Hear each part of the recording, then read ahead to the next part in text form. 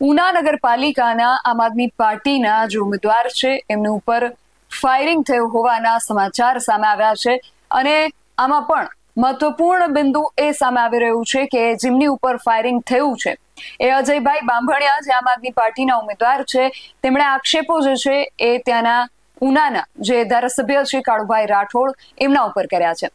આખી ઘટના શું છે, શા માટે ધારાસભ્ય કાળુભાઈ રાઠોડનું નામ અહીંયા સામે આવી રહ્યું છે, બધા જ વિષય વિગતે વાત કરીએ આ અહેવાલમાં। જય હિન્દ, BSI ટીવી ન્યૂઝ પર આપની સાથે હું છું નિધિ ગઢવી। ગઈકાલે સાંજે રાત્રિના સમયે સમાચાર સામે આવ્યા કે ઉના નગરપાલિકાના આમ આદમી પાર્ટીના જે ઉમેદવાર છે અજયભાઈ બાંભણિયા એમની ઉપર ફાયરિંગની ઘટના બની છે। એમને ઈજા પહોંચી હતી એટલા માટે એમને સારવાર અર્થે ખસેડવામાં આવ્યા છે, પરંતુ આ સમગ્ર ઘટના કેવી રીતે બની, શું હતું આખો મામલો, એને લઈને અમે જ્યારે આમ આદમી પાર્ટીના આગેવાન નેતા પ્રવીણ રામ સાથે વાત કરી ત્યારે તેમણે શું કહ્યું એ સાંભળીએ। પ્રવીણભાઈ, ગઈકાલે ઉનામાંથી ફાયરિંગની ઘટના સામે આવી છે। આમ આદમી પાર્ટીના જે ઉમેદવાર છે એમની ઉપર ફાયરિંગ ના સમાચાર સામે આવ્યા છે, શું આખો મામલો શું છે? જો અત્યાર સુધી સમગ્ર ગુજરાતની અંદર આમ આદમી પાર્ટીના કાર્યકર્તાઓ પર ફરિયાદો થવી, તેમને જેલમાં નાખવા, પ્રતાડિત કરવા, ફોર્મ ખેંચાવવા, આવી ઘટનાઓ ગુજરાતની સામે અઢળક આવી છે। પરંતુ ગઈકાલે ચૂંટણી જીતવા માટે અને ઉના નગરપાલિકાની ચૂંટણી બિનહરીફ થઈ જાય એની દોડમાં ભાજપના નેતાઓ ભાન ભૂલ્યા છે અને ગઈકાલે આમ આદમી પાર્ટીના ઉમેદવાર ઉપર એમને ફાયરિંગ કરાયું છે એવી શંકા છે। ઉમેદવારનું પણ એવું કહેવાનું છે, કારણ કે સતત ઉના નગરપાલિકાની અંદરથી તમે ફોર્મ પરત ખેંચી લો એના માટેનું દબાણ ભાજપના નેતાઓ દ્વારા કરવામાં આવતું હતું। 6 મહિના પહેલા ભાજપના નેતાઓના ભ્રષ્ટાચાર અજયભાઈ ખુલ્લા પાડ્યા હતા, ત્યારે આ વાતને લઈને ગઈકાલે એમની ઉપર જે ફાયરિંગ થયું છે ગુજરાતના રાજકારણની અંદર અને ગુજરાતની સ્થિતિમાં ખૂબ નિંદનીય ઘટના છે।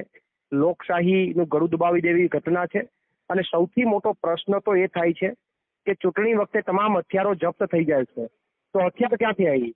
આ સૌથી મોટી શંકા પોલીસ પ્રશાસન ઉપર પણ ઉપસ્થિત થાય છે। પોલીસ પ્રશાસન પાસે એમણે અજયભાઈ પોલીસ પ્રોટેક્શન માંગેલું હતું 6 મહિના પહેલા, તો શા માટે પોલીસ પ્રોટેક્શન ન આપવામાં આવ્યું? આ તમામ વસ્તુઓ ક્યાંક ને ક્યાંક પોલીસ પ્રશાસન ઉપર અને તંત્ર ઉપર પણ શંકા ઉપજાવે છે।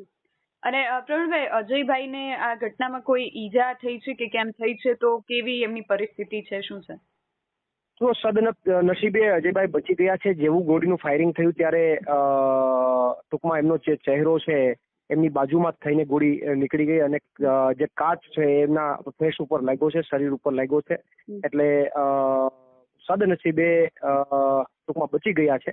પરંતુ મારી વાત એ છે કે અજયભાઈ તો બચી ગયા સદનસીબે, પણ આ ભાજપવાળાએ લોકશાહીને ખતમ કરી નાખી છે અને એટલા માટે હું ગુજરાતની જનતાને અને ઉનાની નગરપાલિકાના લોકોને નમ્ર અપીલ કરું છું કે 26 તારીખે આ જે કે ગુંડાગીરી અને લુખાગીરી ચાલે છે એનો બદલો ગુજરાતની જનતા લેશે। અને પ્રવીણભાઈ, અજયભાઈ જે છે એ કાળુભાઈ રાઠોડ ઉપર આક્ષેપ કરી રહ્યા છે, એ મામલો શું છે? શું એ આક્ષેપ જે કે કરી રહ્યા છે એ ક્યાંક ને ક્યાંક આમ આદમી પાર્ટીના ઉમેદવારો ઉપર ખોટી રીતે એમને પેલા કરવા માટે સતત આક્ષેપો થઈ રહ્યા છે, પરંતુ એ આક્ષેપો એમને જે કે કર્યા છે એ આક્ષેપો પાયા વિહોણા છે અને કાલે જે ઘટના બની છે એ સમગ્ર ગુજરાતની જનતાની સામે છે। એટલે અજયભાઈએ ધારાસભ્ય ઉપર જે આક્ષેપ કર્યા છે એ પાયા વિહોણા છે? ના, હું જે સામેની પક્ષથી જે કે અત્યારે આક્ષેપો થઈ રહ્યા છે હું એમની વાત કરું છું। પોલીસ પ્રશાસને મારો પ્રશ્ન એ સમજણમાં ફેર થઈ છે। તો અજયભાઈએ જે આક્ષેપો કર્યા છે તો એ જે અજયભાઈ પણ કાલે મારી ત્યાં મુલાકાત થઈ, તેમણે પણ મારી સાથે ચર્ચા કરી કે 6 મહિના પહેલા ભ્રષ્ટાચારની અમુક ફાઇલો એમણે ઓપન કરેલી હતી, તો ત્યારે પણ એમને દબાણ કરવામાં આવેલું હતું, એમને ક્યાંક ને ક્યાંક દબાવવામાં આવ્યા હતા અને એટલા માટે તેમણે પોલીસ પ્રશાસનમાં પ્રોટેક્શન માંગ્યું હતું। સાથે જ્યારે ઉના નગરપાલિકાની અંદર હર વખતે આ લોકો બિનહરીફ કરાવે છે, કોંગ્રેસના એક પણ ઉમેદવાર ઉભા નહોતા, આમ આદમી પાર્ટીના બધા ઉમેદવાર ઉભા હતા, તો એમના ટેકેદારોને દબાણ કરીને અમુક લોકોના ફોર્મ ખેંચાવી દીધા। આ તમામ લોકોને ફોર્મ ખેંચવા માટે દબાણ કર્યું, ધમકીઓ આપી, છતાં લોકોએ ફોર્મ ન ખેંચ્યું અને એ લોકો લડાઈ લડવા માટે ઉભા રહ્યા। તો અજયભાઈનું સ્પષ્ટ કહેવાનું છે કે એમની ઉપર જે કે પણ આ ફાયરિંગ થયું છે એ ત્યાંના ભાજપના નેતાઓ દ્વારા અને ત્યાંના ધારાસભ્ય દ્વારા ત્યાં થયું છે એવું અજયભાઈનું સ્પષ્ટ માનવું છે ને એમણે મુલાકાત દરમિયાન આ વાત એમણે મને જણાવી છે। જી, હવે પ્રવીણભાઈ, આ બાબતને લઈને આગળ શું પગલાં લેવાનું આયોજન છે? જો આમ આદમી પાર્ટી આ મુદ્દાને લઈ ખૂબ ગંભીરતાથી આગળ વધી રહી છે. આ મુદ્દાની અંદર આમ આદમી પાર્ટી, સમગ્ર ગુજરાતની આમ આદમી પાર્ટી આ ઘટનામાં અજયભાઈની સાથે છે.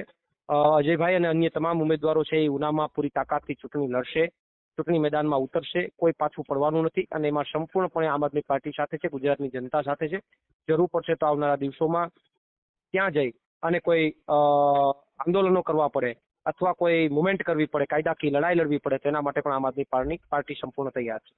જી પ્રવીણભાઈ, આપ અમારી સાથે જોડાયા તે બદલ આપનો ખૂબ આભાર. તો એમનું કહેવું છે કે અને પ્રવીણ રામ અને જેમની ઉપર ફાયરિંગની ઘટના બની છે એ નગરપાલિકાના જે ઉમેદવાર છે અજયભાઈ બાંભણિયા, એમણે પણ કાળુભાઈ રાઠોડ ઉપર આક્ષેપો કર્યા છે. એમનો જે ક્લિપ સામે આવ્યું છે જેમાં એ કાળુભાઈ રાઠોડ ઉપર આક્ષેપ કરી રહ્યા છે, એ પણ એકવાર સાંભળીએ. મોટો બનાવ નથી, મને મારી નાખવા જ આવ્યા હતા. આ તો ભગવાન ત્યાંથી બચી ગયો. બાકી કાળિયાએ અને કેસી રાઠોડે એના મળતિયા જ મોકલેલા ને એને જ કરાવેલું. મારી અત્યારે એફઆઈઆર લેવાય.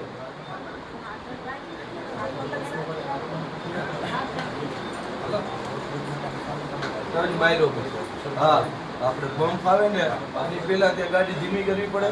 આ તો સામે તરત ગાડી આવી ધીમી કરી, ત્યાં તો ફાયરિંગ જ મારી ઉપર સીધું કર્યું. હા, ઓરબીનની નીચે ટૂંકમાં નીચે જ નહીં, નીચે નહીં, ટર્ન મારતા. આ તમે તારે હું જગ્યા ઉપર સ્થળ ઉપર લઈ જઈ તમે. હા હા હા, સામે ટુ વ્હીલર રૂમ સાઈડમાં સીધું મારી ઉપર ફાયરિંગ કર્યું. એટલે હું નીચો તરત નમી ગયો.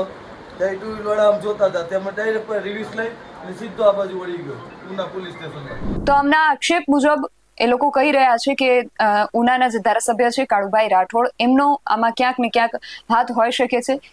સ્થાનિક સ્વરાજ્યની ચૂંટણી પહેલા આ પ્રકારની ઘટના સામે આવી છે એટલે ઘણા બધા પ્રશ્નો ઊભા થાય છે. હવે પોલીસ આમાં શું કામગીરી કરે છે એ ખાસ જોવાનું રહેશે. તમારું આ સમગ્ર વિષયને લઈને અને જે આક્ષેપો કરવામાં આવી રહ્યા છે, આ જે ફાયરિંગની ઘટના બની છે એને લઈને શું માનવું છે અમને કમેન્ટ કરીને ચોક્કસથી જણાવજો. આવા જ વધુ અહેવાલો સાથે મળતા રહીશું. તમે મારી યુટ્યુબ ચેનલને સબસ્ક્રાઇબ કરવાનું અને અમને ફેસબુક અને ઇન્સ્ટાગ્રામ પર ફોલો કરવાનું ભૂલશો નહીં. બાકી નવી અપડેટ્સ માટે આપ જોતા રહો BS9 TV ન્યૂઝ. નમસ્કાર.